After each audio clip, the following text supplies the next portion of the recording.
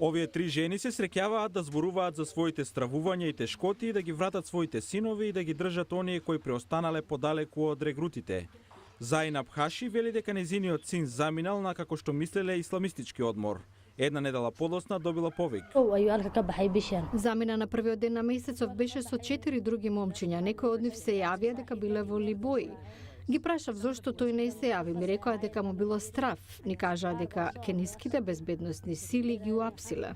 Халима Хасан овде во средината вели дека незиниот брат тинејџер заминал од дома да се приклучи на Ал-Шаба пред 8 месеци. Таа вели пред да замине побарал пари за патување со училиштето и оттогаш не е виден. Откако ќе се приклучи на нив, нема шанси да биде најден. Станал криминалец кој убива луѓе. Дури и да се врати, дома ќе го донесе тој криминалитет. Јас само се молам Бог да му го покаже патот. Али е регрутер за Ал-Шабаб. Тој вели дека неговата работа е да бара момчиња и да ги донесе во џамијата. Од тука други ги преземаат.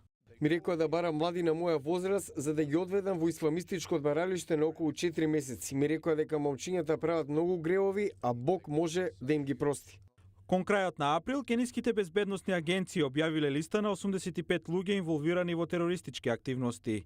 На листата е и Абди Ибрахим Адан, наставник во основното училиште во Исиоло. Тој негира инволвираност, но вели дека други на листата треба да се испитаат. Верувам дека има сомнителни, знам луѓе што работеа со Сомалија во бизнис со шекер. Шекерот е под контрола на Ал-Шабаб. Регрутацијата на сомалиските милитантна група во Кенија продолжува. Родителите се чувствуваат немокни да го спречат заминувањето на синовите и нема гаранција дека повторно ќе ги видат.